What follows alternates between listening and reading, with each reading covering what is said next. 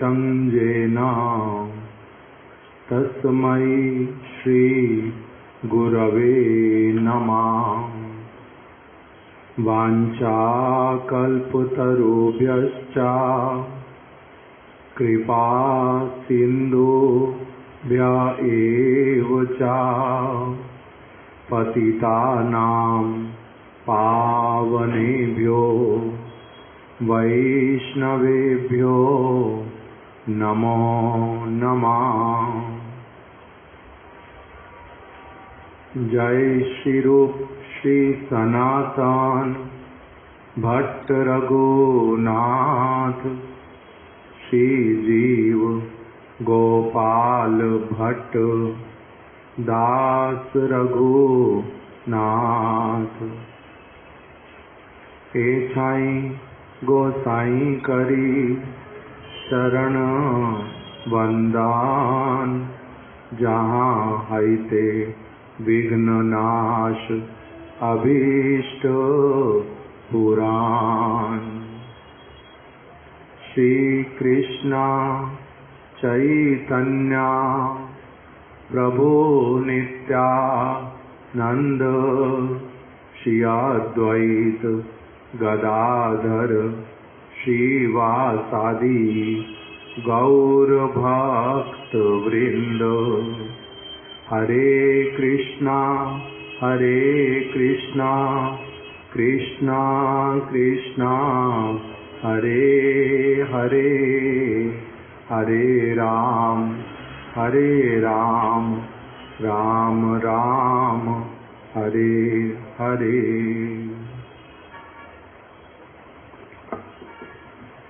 Affection and reproach, लालन एवं ताड़न नामक पुस्तिका का 12 संख्यक पत्र हम लोगों ने कल श्रवण किया था। किस प्रकार से नित्य लीला प्रविष्ट ओम विष्णुपाद अष्टोत्तर शत श्रीमद् भक्ति दयित माधव गोस्वामी महाराज अपने आश्रित एक भक्त को पत्र के माध्यम से बतला रहे हैं। ऐसे वाला भक्त जिनका मठ में वास करते करते इच्छा हुआ कि उसमें उपकुर्वन करना है, अर्थात अपने घर पर जाने की, विवाह करने की और जो सुख सुविधा उसकी उनकी अभिलाषा है। इसीलिए श्रील माधव गोस्वामी महाराज जी ने उनको लिख करके बतलाया कि तुम स्वयं ही अपनी चित्त वृत्ति को समझ सकते हो। यदि तुम्हें अपने चित्त में स्त्री संग अथवा इंद्रिय भोग की प्रबलता दिखलाई दे तो तुम गृह में रहकर अर्थ उपार्जित करते हुए विवाह आदि करके अपने काम की तृप्ति के लिए कुछ आंशिक चेष्टा कर सकते हो। साथ ही साथ यह भी स्मरण रखना कि वर्तमान अर्थव्यवस्था में स्त्री तथा पुत्र कन्याओं के साथ एक परिवार का पालन करना कितना अधिक महंगा है। गृह में परस्पर असुख विसुख होने पर चिकित्सा आदि के लिए अर्थ की भी चिंता रहेगी। स्वामी स्त्री तुम दोनों के बीच चित्त का ऐक्य स्थापित होगा, यह भी कोई निश्चित नहीं है। इतना ही नहीं, यदि स्त्री व्यभिचारिणी हो अथवा पुत्र कन्या आदि दुर्दांत और पिता माता के प्रति आशालीन व्यवहार करने वाले हों तो गृहकर्ता को कितना कष्ट भोग करना पड़ता है। यहाँ तक कि कहीं कहीं मार पिटाई अथवा आत्महत्या आदि भी संगठित होती है। अतः गृहकर्ता को सुख शांति के स्थान पर दुख और उद्वेग से परिपूर्ण जीवन यापन करना पड़ता है। सारा कुछ स्मरण आता है। कल हमने सुना था ये सारा कुछ, इसको विस्तार से ही सुना था हमने कल। दूसरी ओर ऐसा नहीं है कि केवल मात्र गृह त्याग करने पर ही प्रत्येक साधक संयम पालन कर पाता है। काम द्वारा ताड़ित होकर यदि कोई किसी की कन्या, काम द्वारा ताड़ित होकर मतलब काम के द्वारा, ताड़ित का अर्थ क्या हुआ?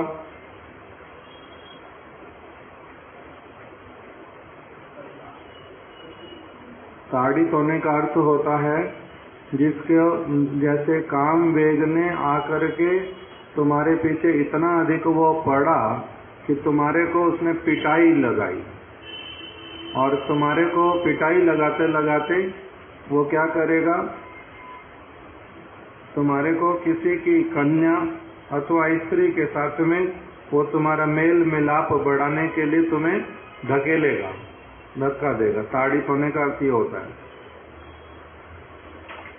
और काम के तांडव नित्य प्रकाशित होते हैं यदि कोई संयम पालन ना कर पाए, तब जन साधारण विक्षिप्त होकर उसकी पिटाई अथवा जेल भिजवाने जैसे अवांछित कार्य भी कर सकते हैं।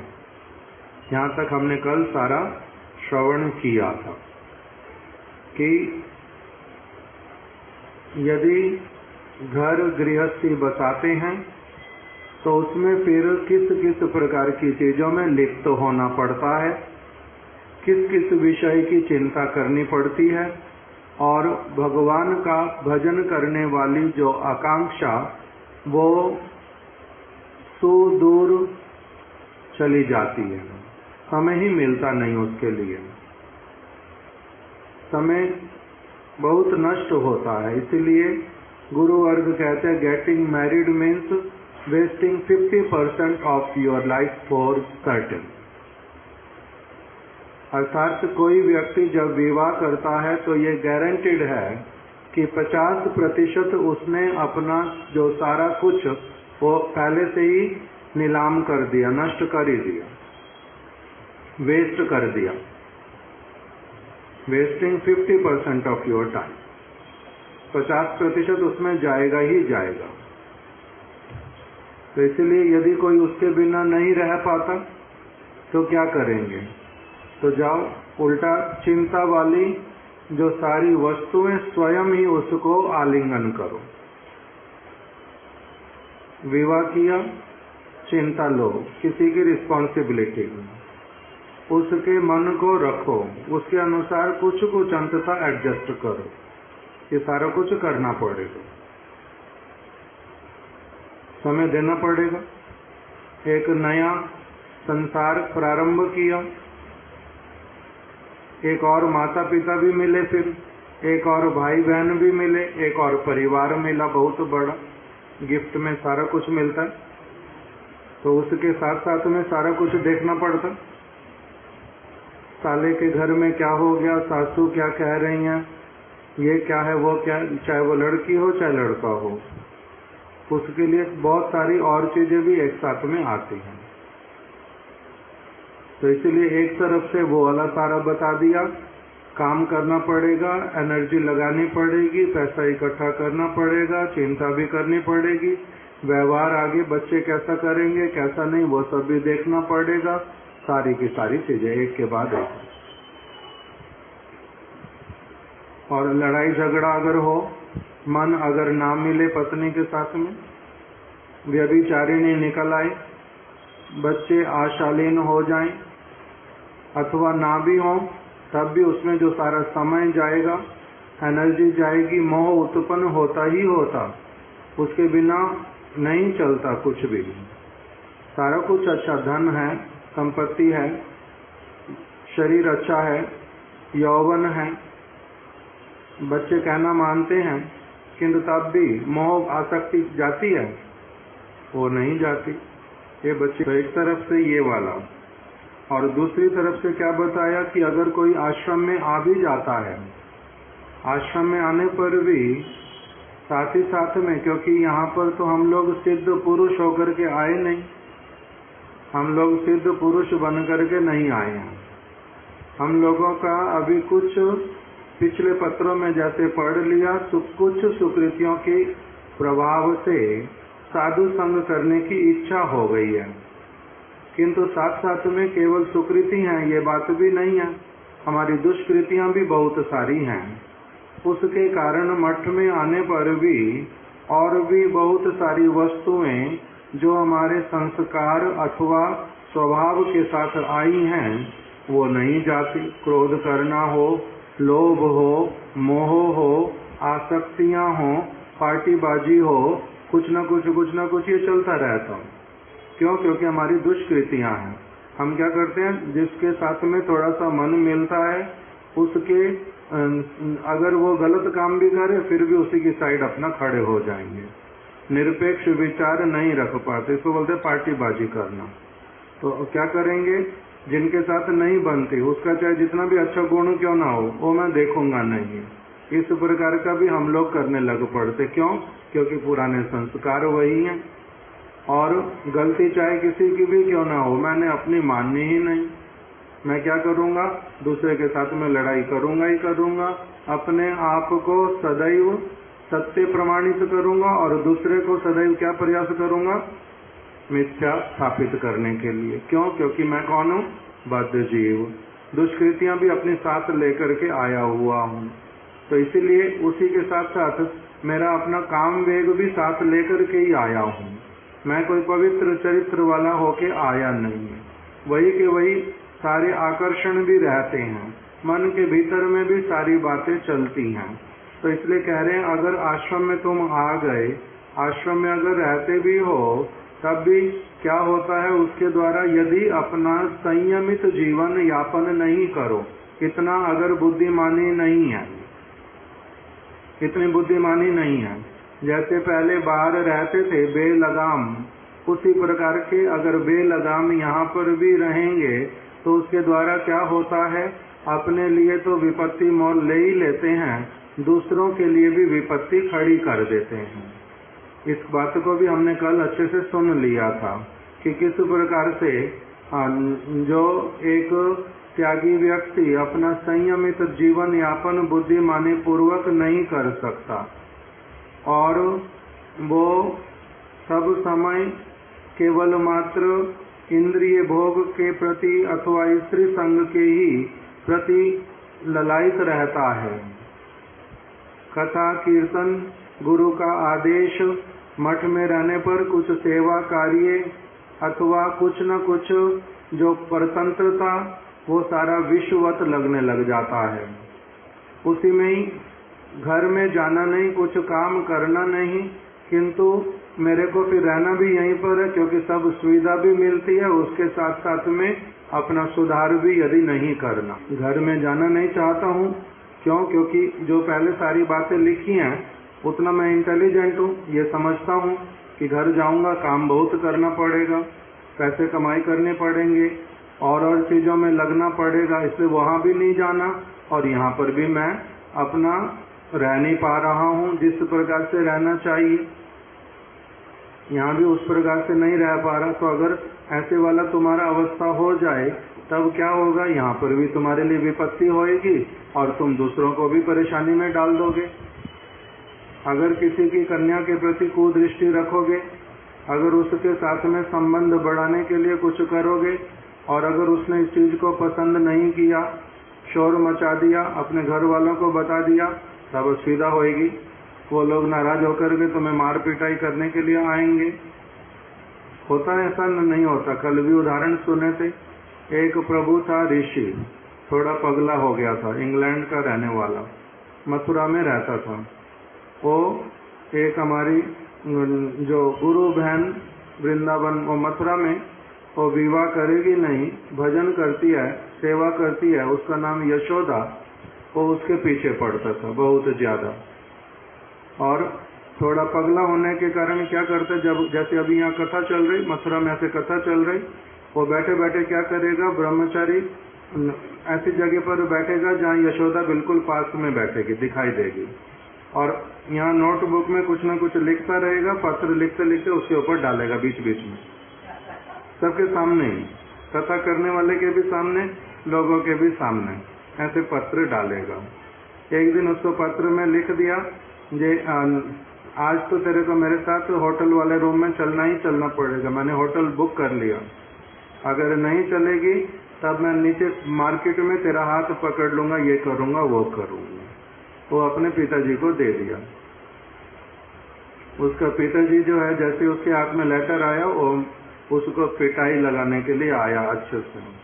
अब सब लोग जानते हैं थोड़ा पगला भी है और ऐसे काम करता भी है, तो इसीलिए उसको जो जहाँ पर सब्जी अमनिया हो रही थी, 4-5 लोग बैठे, बंगाल में, मथुरा में हमारे बंगाल के भक्त लोग, वो लोग दरात जैसा एक जिसको बोलते हैं बोटी, उसी से वो सब्जी अमनिया कर रहे थे। उसका एक साइड होता है लकड़ी का थापी जैसा मोटा, और दूसरी तरफ होता है लोहे का चक्कू जैसा निकला हुआ।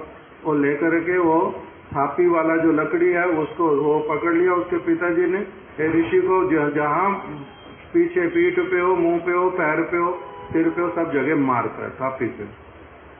तो उस तरह से मठ में पिटाई हुआ, शोर मचा। तो ऐसे वाला हो जाता ना, नहीं होता, हो जाता। इस प्रकार की असुविधाएं आती।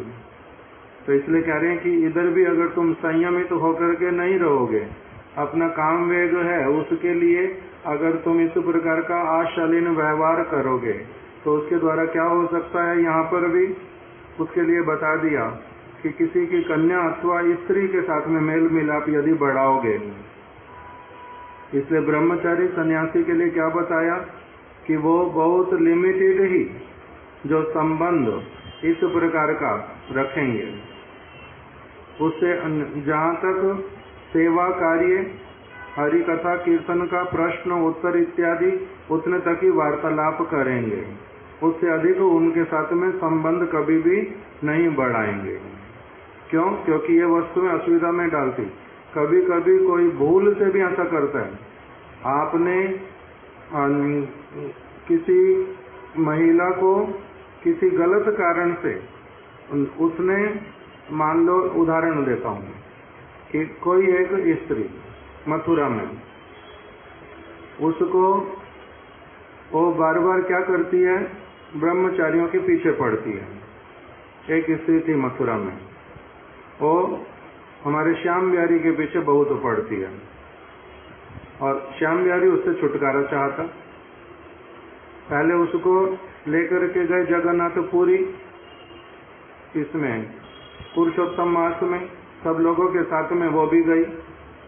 अभी जाने पर सबके साथ जाती हैं, किंतु जाने पर क्या हुआ कि वो श्याम बिहारी के प्रति आकर्षित होती है।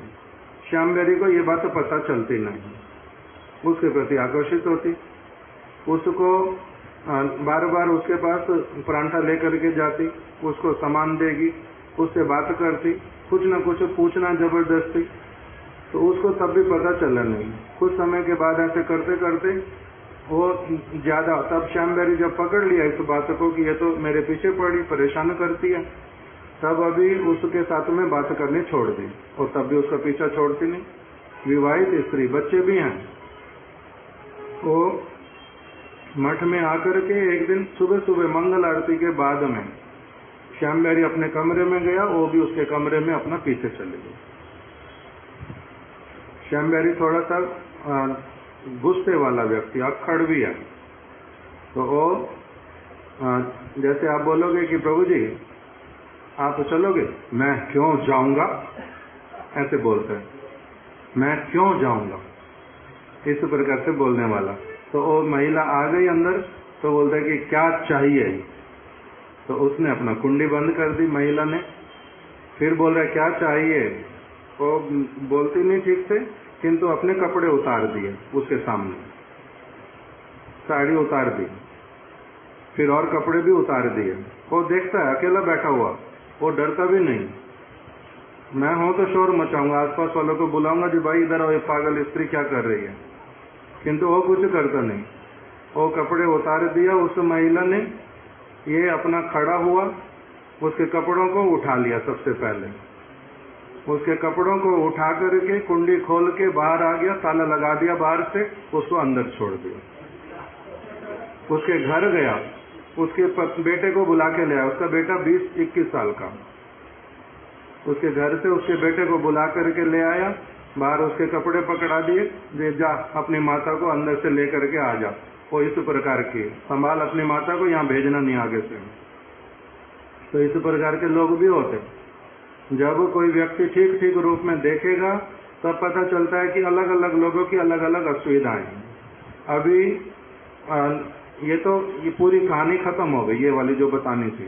किंतु अगर इस प्रकार की कोई महिला, उसको अगर कोई मठ का इंचार्ज इत्यादि डांटता है जो हमारे ब्रह्मचारियों के साथ में ऐसा करना नहीं, इस प्रकार से आना नहीं, इस दृष्टि से आना नहीं, अगर इस प्रकार का बोलता है और वही महिला झूठ मूठ में उल्टा आपके ऊपर ही इल्जाम लगा दे कि इसने मेरे साथ ऐसा किया, इसने मेरे साथ ऐसा किया, उसको क्या करोगे? तो ऐसे झूठ वाले इल्जाम भी लगाने वाले लोग मिलते हैं, अलग अलग तरह के। इसलिए ब्रह्मचारी को, सन्यासी को अपना जो लिमिटेशन, उस चीज के बीच में रहना पड़ता।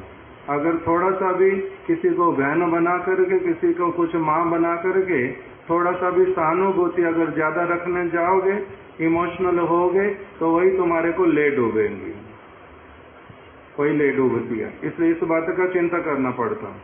कभी कभी अगर बाहर के लोगों के प्रति भी, अगर कोई महिला के प्रति, किसी के प्रति ब्रह्मचारी सन्यासी ऐसा करे तो महिला को भी सावधान रहना चाहिए। ऐसा किसी को अवसर देते नहीं, इसका नाम भक्ति नहीं है। गुरु के साथ में, वैष्णव के साथ में जो संबंध, उसका नाम क्या है? नहीं तो जैसे पिता के लिए पुत्री, गुरु के लिए, वैष्णव के लिए सभी माताएं कैसी होंगी? पुत्री की भांति अथवा माता की भांति। माँ की भांति उनको देखेंगे, नहीं तो कैसे देखेंगे? पुत्री की भांति। और कोई संबंध वहां पर होता नहीं है। गुरु सदैव अपनी जो महिला शिष्य हो अथवा पुरुष शिष्य हो, पुरुष शिष्यों के प्रति ये मेरे पुत्र के समान है, महिला इसके प्रति ये मेरी पुत्री के समान है, इस प्रकार की भावना ही रखते। उनको स्पर्श करना, उनको उनके साथ में एक ही आसन पर साथ में बैठ जाना, ये सब निषेध। वास्तविक रूप में गुरु वैष्णव ऐसा करते नहीं। जो करते उनको चेक करना चाहिए, अपने आप ही सावधान रहना चाहिए। जैसे वाला कभी भी नहीं करते, हाथ तक भी स्पर्श नहीं करते। प्रसाद देते हैं, ऊपर से देते हैं, कोई उनका हाथ स्पर्श करके देंगे। इस प्रकार से सारी चीजें देखनी पड़ती। तो इसलिए कह रहे हैं, अगर देखो यहाँ पर भी तुम रहे आश्रम में, तब उसमें क्या करना होता?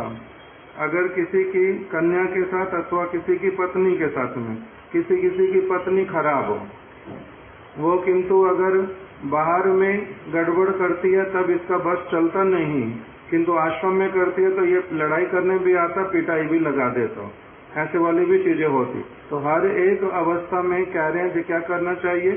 सावधान रहना चाहिए।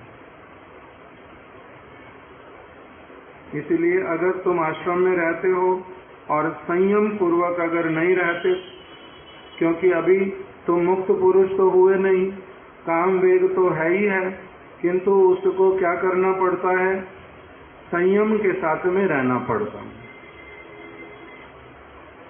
गुरु वैष्णवों का संग करेंगे, उनके अनुसार चलेंगे, तब फिर सब तरह से बचना हो जाएगा। जैसा कल सुना था,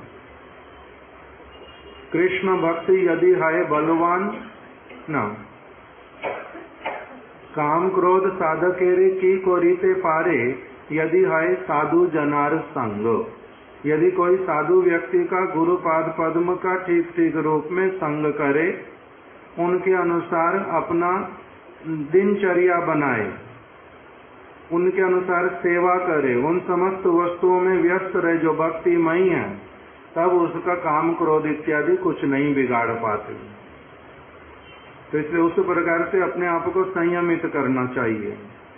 यदि नहीं करो, किसी की पुत्र अथवा कन्या के प्रति, किसी की स्त्री अथवा कन्या के साथ में अगर मेल मिलाप बढ़ाते और वो भी तुम्हारा साथ देने लग जाते, अगर काम का तांडव नित्य प्रारंभ होता तो जन साधारण विक्षिप्त हो सकता है उसका पति तुम्हें मारने ना आए, उसके घर वाले लोग भी तुम्हारे साथ में कुछ अभद्र व्यवहार नहीं करें। किंतु साधारण जगत के लोग भी इस प्रकार के होते, अगर कभी ऐसा कुछ देखें साधु के वेश में कोई कर रहा, उसको मार पिटाई लगा सकते, जेल तक भी लेकर के जा सकते हैं।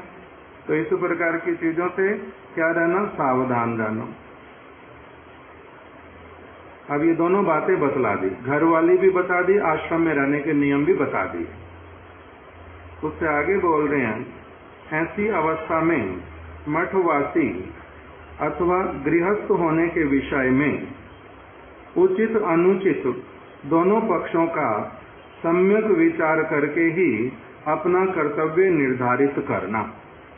तुम्हारा अब क्या कर्तव्य है, विवाह करके रहना अथवा तुमने मठवासी बन के रहना, इसके विषय में आप स्वयं ही अपना कर्तव्य निर्धारित करो। कर्तव्य तुम्हारा क्या है? ऐसी अवस्था में मठवासी अथवा गृहस्थ बनने के विषय में कि तुमने क्या बनना, गृहस्थ बनना अथवा मठवासी बनना, इसका अब उचित अनुचित दोनों पक्षों का, ये दोनों पक्ष हैं, या तो मेरे को क्या बनना है, सद गृहस्थ बनना है, या फिर मेरे को सद त्यागी बनना है। असद दोनों ही अच्छे नहीं, या तो सद गृहस्थ बनना है या सद त्यागी बनना है। तो इन दोनों पक्षों का उचित और अनुचित तुम्हारे लिए क्या है, सम्यक विचार करके, सम्यक मतलब सोच विचार करके आगे पीछे पूर्ण रूप में भली भांति इसका विचार करके ही अपना कर्तव्य निर्धारित करना। यदि तुम आर्थिक रूप से समृद्ध हो, अगर तुम्हारे पास में अर्थ बहुत है, घर पर आर्थिक रूप से समृद्ध हो तथा विवाह करते हो, तब भी कितने दिन वह तुम्हारे अनुकूल रहेगा इसमें संदेह है।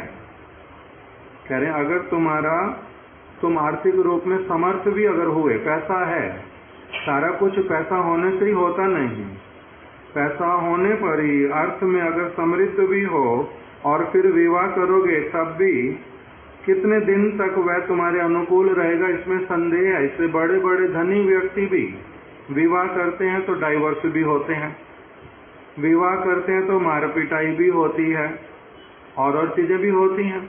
तो इसीलिए केवल मात्र धन होने से ही सब कुछ ठीक रहेगा, ये भी तुम अपना विचार ऐसा वाला नहीं रखना। तुम लोग जो अपनी पूर्व सुकृतियों के बल पर हरि भजन के लिए मेरे निकट आए हो, कौन बोल रहे हैं? श्रील माधव गोस्वामी महाराज अपने किसी शिष्य को कह रहे हैं, तुम जो अपनी पूर्व सुकृतियों के बल पर हरि भजन के लिए मेरे निकट आए हो, हरि भजन के लिए मेरे निकट आए हो, क्यों आए हो? अपनी पूर्व सुकृतियों के बल से। तो मैं क्या करूंगा, भी मैं अपनी योग्यता के अनुसार हरि भजन को करने में तुम्हारी सहायता करता हूँ। मेरी भी अपनी एक लिमिटेशन है, मेरी भी अपनी योग्यता है, कहाँ तक मैं तुम्हारी सहायता कर सकता हूँ। सब स्थान पर, सब समय, सब चीज के लिए मैं नहीं बैठा हुआ, मैं अपनी योग्यता अनुसार। इसमें यद्यपि उनकी दीनता बड़ी अच्छी तरह से झलकती है कि मैं क्या कर रहा हूँ, मैं अपनी योग्यता के अनुसार हरि भजन में तुम्हारी सहायता करता हूँ। उनकी योग्यता तो बहुत पूर्ण मात्रा में है, लेने वाला व्यक्ति अगर उनकी सहायता ले ही नहीं पा रहा तो इसमें करेंगे क्या।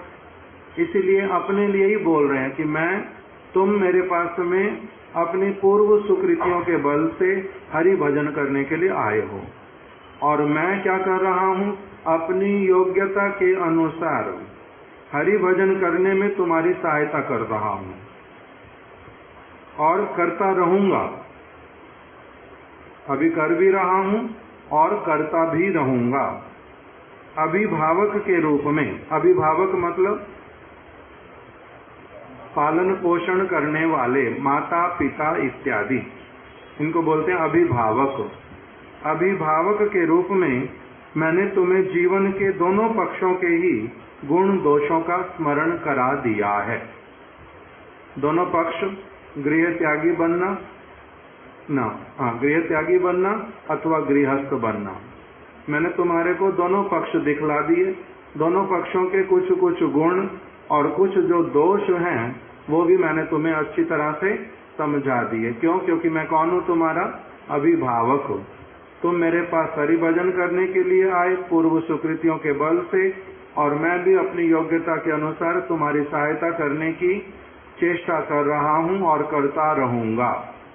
इसीलिए मैंने तुम्हारे सामने दोनों पक्ष रख दिए हैं, किंतु कर्तव्य निर्धारित किसने करना है? तुमने स्वयं ही करना है। क्यों? क्योंकि तुम अपने चित्त वृत्ति को स्वयं जानते हो। उसी के अनुसार अपना निर्णय करो, क्या उचित क्या अनुचित। यहाँ तक बोल करके अब इसमें किस प्रकार की बातें देखो बोल देते हैं कि मैं जैसे माता पिता बच्चे के ऊपर निर्णय छोड़ देते हैं, यद्यपि चाहते हैं वो कुछ और, किंतु अगर बच्चा सुनने वाला नहीं हो तब उसको दोनों बातें बतला करके जो तुम्हारे को अच्छा लगे वो कर लो, उसके ऊपर छोड़ देते। किंतु तब भी क्या करते हैं कि फिर भी मैं तुम्हारी सहायता के लिए बैठा हूँ, जो हो सकेगा तब भी सहायता करूंगा, जो भी निर्णय क्यों नहीं ले लो, उस प्रकार का भावना। अब उसके बाद में आगे बोल रहे हैं, साधक एवं सिद्ध एक नहीं है। साधक कौन होते हैं? जो अभी बहुत प्रकार के अनर्थों से भी घिरे हुए हैं, जिन्होंने भजन करना प्रारंभ किया है, अभी उनको परफेक्शन प्राप्त नहीं हुआ, अभी वो स्थिर चित्त नहीं हो गए हैं,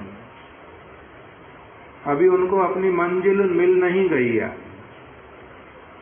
अभी वो उस मंजिल की ओर बढ़ रहे हैं। जिनको मंजिल मिल जाती है उनको कहते हैं सिद्ध, और जिनको अभी मंजिल मिली नहीं है उस तरफ बढ़ रहे हैं उसको कहते हैं साधक। तो कह रहे हैं साधक और सिद्ध एक नहीं है, दोनों को एक ही कहेंगे। एक व्यक्ति डॉक्टर बन चुका है और एक व्यक्ति डॉक्टरी की पढ़ाई कर रहा है, तो दोनों को एक मानेंगे? दोनों एक जैसे नहीं हैं। उसी प्रकार से एक व्यक्ति ने अभी भक्ति करना प्रारंभ किया हुआ है, वो अभी थोड़ा थोड़ा आगे बढ़ रहा है, कोई किसी अवस्था में है, कोई किसी अवस्था में, कोई किसी ने 2% मार्ग तय कर लिया है, किसी ने 10% मार्ग तय कर लिया है। तो ये अभी सारे कौन है? कोई 50% भी कर चुका मार्ग तय, किंतु तब भी कौन कहलाएगा? साधक। 80% तय कर चुका, तब भी कौन है? साधक। 90% कर लिया, तब भी कौन है? साधक। अभी सिद्ध नहीं है। इसीलिए हमारे महाराज जी एक बात बोलते थे, there are so many slip in between a cup and a lip. कह रहे एक व्यक्ति के सामने चाय लाकर के सामने बनी बनाई रख दी, अभी उसने क्या करना है? टेबल पर रखी है, उस टेबल पर रखी हुई चाय और उसके होठों में अभी क्या है? अंतर है। यद्यपि चाय बिल्कुल निकट आ गई है, अभी उसको वो पीने के लिए क्या है? बिल्कुल सहज है, आसान है, अभी तो बस एकदम से उठाएगा और पी लेगा। किंतु तब भी there are so many slip, इसी बीच में ही अभी बहुत कुछ हो सकता है। अभी भी कुछ भी हो सकता है। क्या हो सकता है? किसी ने एकदम हाथ लगाया, चाय को गिरा दिया, टेबल पर पड़ी हुई चाय गिर गई, तो उसने वो पी पाएगा? नहीं पी पाएगा। कुछ भी और भी हो सकता है। हार्ट अटैक आ गया, चाय सामने बनी बनाई रखी रहेगी, मर गया। ऐसा भी तो होता नहीं होता? अनेक अनेक चीजें हो सकती। तो इसीलिए इसको बोलते हैं there are so many slip in between a cup and a lip.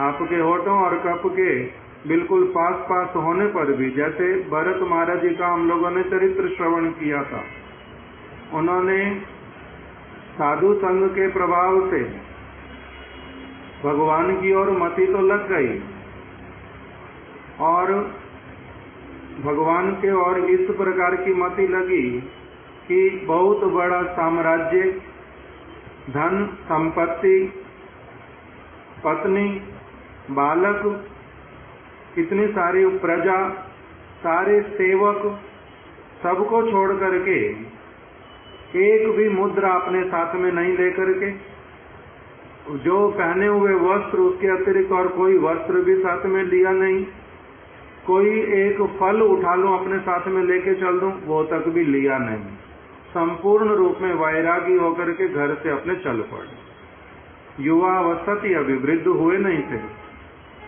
भजन करने के लिए चले गए, और सब समय के लिए उनका क्या होता था, भगवान का ऐसा स्मरण होता, ऐसी वो भक्ति करते, कभी रोते, कभी नृत्य करते, कभी जमीन में लोटपोट खाते, सब समय के लिए भगवान को पुकारते, कीर्तन करते, ग्रंथ पाठ करते, सब समय उसी में चित्त लगा रहता। ऐसी अवस्था में भी जिसको बोला वो आदौ श्रद्धा, ततो साधु संग, भजन क्रिया, अनर्थ निवृत्ति, निष्ठा, रुचि, आसक्ति, इस स्टेज तक पहुंच गए थे। भाव उनमें प्रकटित होने लगे थे सारे। विषय की चिंता उनको एक मुहूर्त भी कभी आती ही नहीं थी। पूर्व इतिहास भूलिनु सकल, पूर्व इतिहास अपना पूरी तरह से भूल गए थे। पवित्र रूप में भगवान की आराधना करते थे, पुष्प चयन करते, माला बनाते, भगवान को पुकारते, उनको पहनाते, उस प्रकार का सब कुछ करते थे। सिद्धि एकदम से होने ही वाली थी, भाव और फिर प्रेम, सिद्धि होने ही वाली थी। उसी के बीच में ही कौन आ गया? हिरणी आई, बच्चे को प्रसव कर दिया, इनको दिखाई दे गया, उसको उठा करके ले आए, उसके साथ में ऐसा मोह कर बैठे कि अब वो छूटता ही नहीं। तो इतनी ऊंची स्थिति आने पर भी फिर भी क्या हो गया? ऐसे वाला हो जाता। इसलिए साधक क्या करेगा? वो सब समय के लिए अपने आप को सत्संग में सजा करके रखेगा, और मन में कभी भी इस प्रकार का ओवर कॉन्फिडेंट नहीं होगा कि अब मेरी को कोई चीज मेरा कुछ नहीं बिगाड़ सकती। अरे अब मैं इतना बड़ा हो गया हूँ, इतने साल हो गए, अब अगर मेरे को स्त्री के साथ में बात करनी पड़े, बैठना पड़े, साथ में मेरे प्रति आकर्षित होती है तो होती रहे, मेरे को केयर करने की जरूरत नहीं, मैं थोड़ा ना फंसूंगा किसी भी चीज में। किंतु ऐसा कहते कभी नहीं सोचता साधक। बड़े बड़े भक्त लोग भी ऐसा कभी नहीं सोचते। अपने आप को सदैव क्या समझते हैं कि मैं बद्ध जीव, मैं कभी भी किसी विपत्ति में पड़ सकता हूँ, इसलिए मेरे को सब समय क्या करना है? सावधान रहना है। क्यों? क्योंकि there are so many slip in between a cup and a lip. उसके बीच में बहुत कुछ अभी हो सकता, इसलिए उसमें सावधान रहना पड़ता है। तो इसीलिए यहाँ पर उन्होंने बतला दिया कि साधक और सिद्ध एक नहीं है। अनर्थ युक्त अवस्था में सिद्ध जो पुरुष है, महाप्रभु, उन्होंने क्या किया? महाप्रभु सिद्ध पुरुष कहने से दोष हो जाएगा।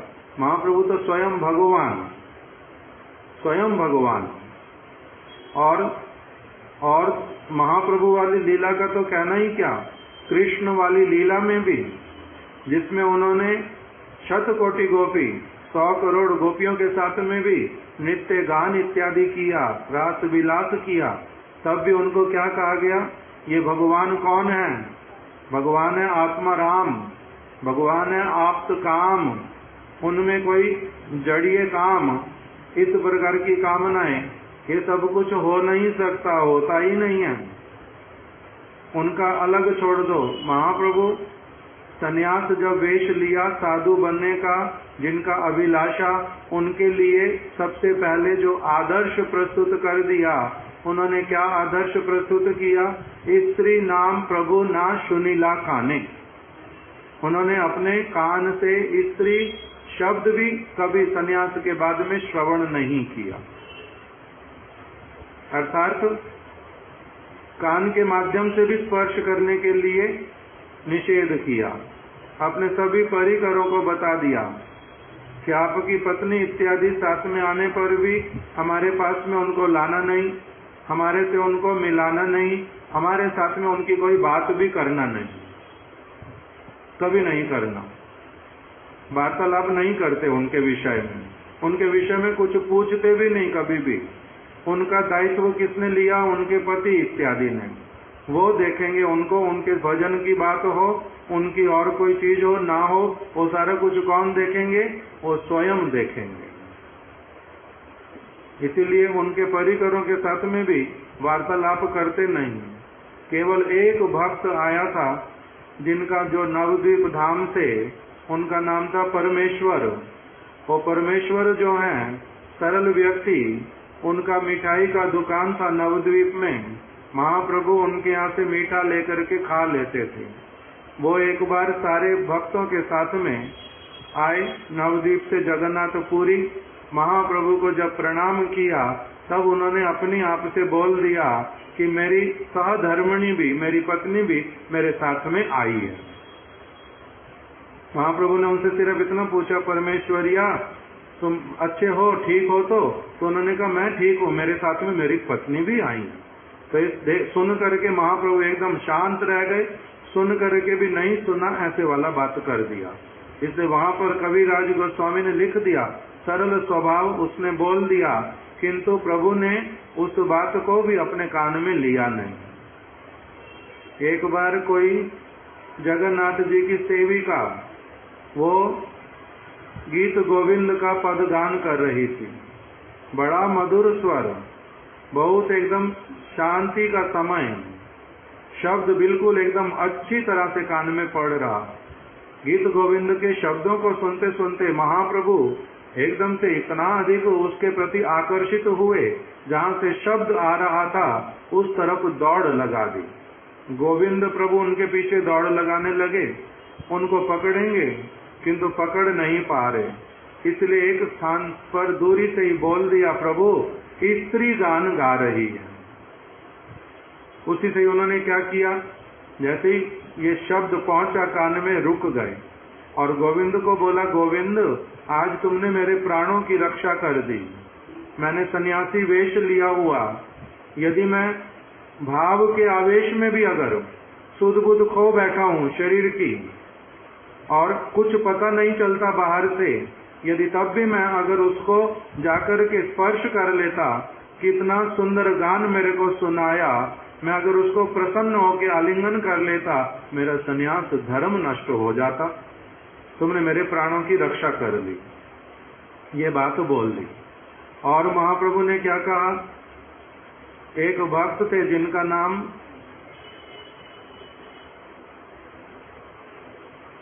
प्रद्युम्न मिश्र, उनको भेजा था राय रामानंद जी के पास में, जाओ उनसे जाकर के भागवत सुन लो। वो कहते महाप्रभु को कि मेरे को आपके मुख से भगवान की कथा सुनने की इच्छा करती है। महाप्रभु ने कहा मैं इतने अच्छे से नहीं जानता कथा, तुम जाकर के राय रामानंद के पास जाकर के सुन लो। वो राय रामानंद जी के घर पर गए, जगन्नाथ वल्लभ उद्यान में। राय रामानंद जी उस समय उपस्थित नहीं है। उनके सेवक ने बता दिया कि रामानंद राय जो हैं, नई जो जगन्नाथ जी की देवदासियां बनेंगी, उनको वो शिक्षा दे रहे हैं। उनको जगन्नाथ जी के सामने कैसे नृत्य करना, कैसे हाव भाव दिखलाने, कैसे जगन्नाथ जी को गोपियों के रूप में उनको प्रसन्न करना, उनके अंगों पर किस प्रकार से चंदन लगना चाहिए, वस्त्र कैसे होने चाहिए, कृष्ण को कैसे गोपियों का समस्त स्मरण होना चाहिए, ये सारा कुछ उनको सिखलाते हैं। किस प्रकार से तेल लगाना सारे अंगों पे, कैसे स्नान करना, कैसे चंदन लगाना, वस्त्र कैसे धारण करने, श्रृंगार कैसे करना, पुष्प कहाँ कहाँ पर होंगे, ये सारा कुछ उनको सिखलाते हैं। ये अकेले रहते उनके साथ में। तो ये जब सारा सुना प्रद्युम्न मिश्र ने, तो वो कथा सुने बिना ही लौट करके आ गए महाप्रभु के पास में।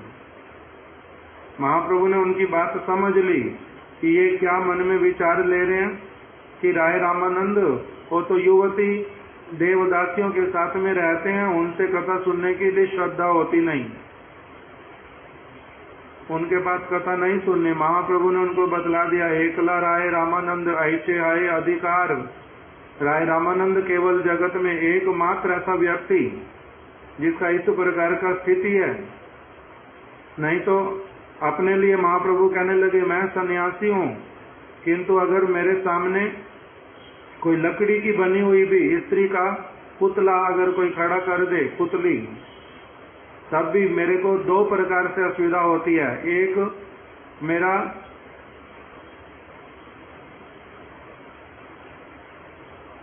क्या शब्द है वहां पर, मन और शरीर ये क्षुब्ध होते हैं, अर्थात मेरे शरीर में भी विकार आता है और मेरे मन में भी विकार आता है स्त्री को देखने से।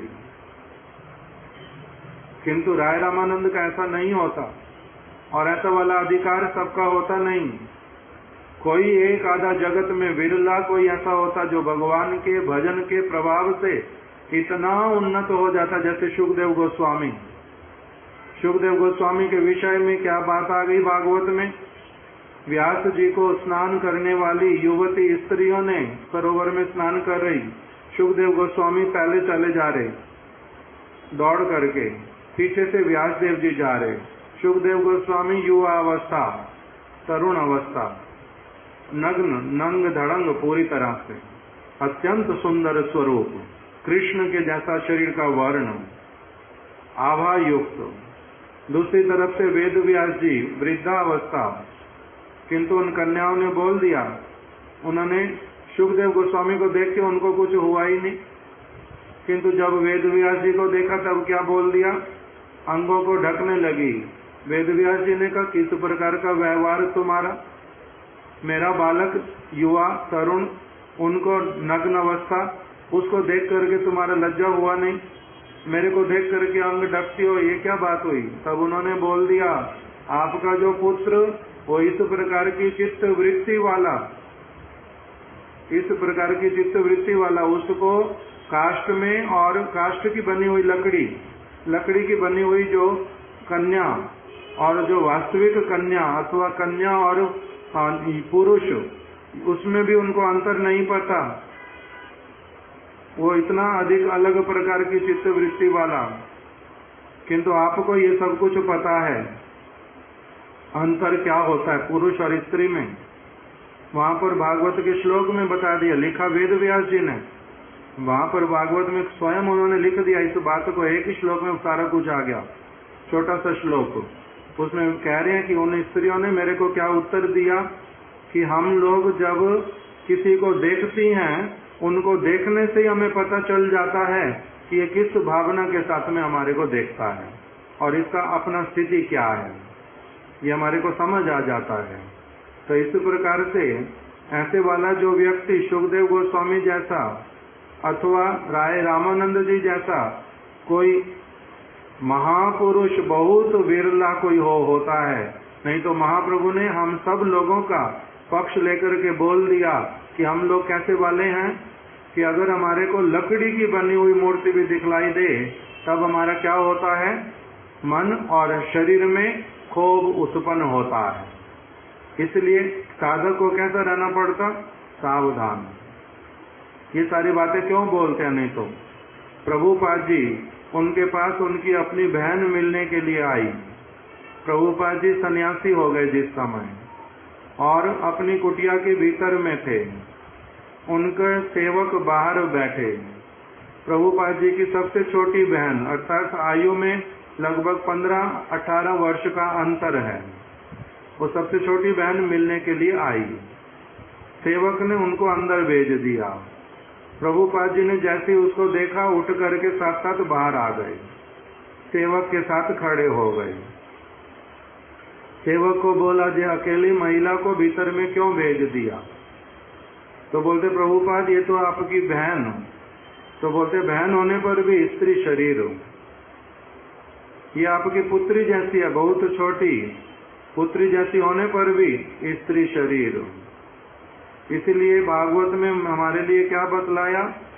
दुहिता, बहन के साथ में, पुत्री के साथ में, माता के साथ में कभी भी गृहस्थ व्यक्ति को भी, त्यागी का तो बात छोड़ दो, वहां गृहस्थ व्यक्ति के लिए भी निषेध किया कि इंद्रियां इतनी प्रबल, एक व्यक्ति अपनी पुत्री के लिए, अपनी माता के लिए और अपनी बहन के लिए भी इस प्रकार की कुबुद्धि वाला हो सकता है।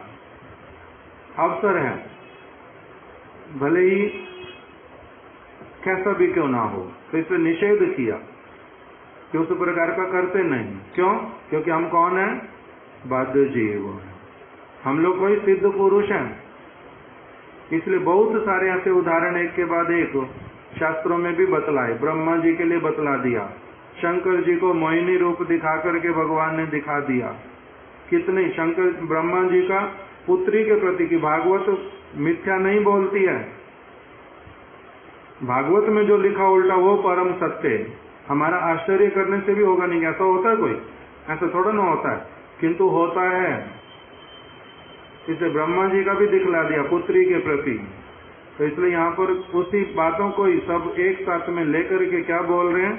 साधक एवं सिद्ध एक नहीं है। इस वस्तु का अंतर समझना। कभी अपने आप के ऊपर अभिमान करना नहीं कि अब मैं तो बहुत बड़ा हो गया, मेरे को कुछ होता नहीं। गुरुदेव बोलते थे किसके विषय में कि एक केवल चींटी कोई काट दे, उस भावना के साथ में भीड़ में इकट्ठे हैं, कोई युवती किसी को अगर आकर के केवल थोड़ा सा स्पर्श कर दे, चींटी काट दे, उसी में ही उसको क्या हो जाता है? बुद्धि उसी तरफ पूरी तरह से चली जाती। कितनी देर लगती है उस चीज में? जो मोहिनी वाली बात बतलाई, मोहिनी मतलब भगवान का एक अवतार, और शंकर जी ने उनको देख करके एकदम से कैसे हो गए? अलग प्रकार की अवस्था। तो इस प्रकार का सारा उदाहरण जो शास्त्रों में देते हैं, किस लिए देते हैं? शंकर, ब्रह्मा इत्यादि जैसे व्यक्ति भी इस प्रकार की वस्तु होने पर अलग प्रकार के हो जाते हैं। इसलिए काम जो है वो किसी को नहीं छोड़ता, उसको बहुत प्रबल कहा। इसलिए भागवत में बता दिया ये हृदय रोग, ये हृदय का बहुत बड़ा रोग है। ये कैसे जाता है? उसी के लिए वहां पर बतलाया कि अगर कोई व्यक्ति महत पुरुष का संग करके उनके साथ में संयमित जीवन यापन करते हुए उनके शरणागत होकर के भजन साधन करता रहता है, भगवान की जो परम पवित्र गुण गाथा, उसको यदि वो श्रद्धा पूर्वक सुनता रहता है, तब समय आने पर जब उसका योग्यता हो जाता है कि भगवान के द्वारा जो गोपियों के साथ में रास विलास इत्यादि हुआ, जैसे जो काम और प्रेम के बीच में अंतर जब समझ पाता है, जब उसकी पवित्रता और अपवित्रता दोनों के बीच में बहुत बड़ा अंतर, जब वो सारा कुछ समझ पाता है, काम अंधतम, प्रेम निर्मल भास्कर। काम जो है वो एकदम कैसे वाली वस्तु है? तमोगुण की वस्तु, तामसिक वस्तु। अंधतम पूरी तरह से घनघोर अंधेरा है, और प्रेम निर्मल भास्कर, जो वास्तविक प्रेम है वो किस प्रकार से अत्यंत निर्मल है, प्रकाशमान है। वो आत्मा का नित्य वृत्ति है, उसमें मलिनता नहीं है, उसमें भोक्तापन नहीं है। उसमें कुछ आशालीनता नहीं है। वो जब सारे अंतर समझ पाता है तब उसके लिए, उस प्रकार के प्रेम के लिए जब प्रार्थना करता है, तब उसका क्या होता है, हृदरोग दूर होना प्रारंभ होता है। इसलिए साधक और सिद्ध दोनों एक नहीं है। अनर्थ युक्त अवस्था में भगवान की आराधना के लिए जो लोग प्रयत्न करते हैं, अभी हम लोग कहते हैं अनर्थ युक्त, हम अनर्थ मुक्त नहीं है। हम लोग कहते वाले हैं अनर्थ युक्त, अनर्थ के साथ में जुड़े हुए। थोड़े थोड़े सुकृति है, थोड़ी थोड़ी भगवान का भजन करने की, किंतु साथ साथ में अनर्थ भी बहुत सारे हैं, इसलिए हम अनर्थ युक्त हैं। जो अनर्थ युक्त अवस्था में भगवान की आराधना के लिए प्रयत्न करते हैं कि मेरे को भगवान की आराधना करनी है, उन्हें साधक कहा जाता है। और अनर्थ मुक्त अवस्था में भगवान के प्रीति विधान के लिए जो भक्त भगवान से प्रेम पूर्ण आदान प्रदान करते हैं, वे सिद्ध पुरुष हैं। सिद्ध पुरुष जो है वो अलग, उनका भगवान के साथ में क्या होता है, प्रेम पूर्वक आदान प्रदान, प्रेम पूर्ण आदान प्रदान। वो भगवान के प्रीति विधान के लिए सब कुछ करते हैं।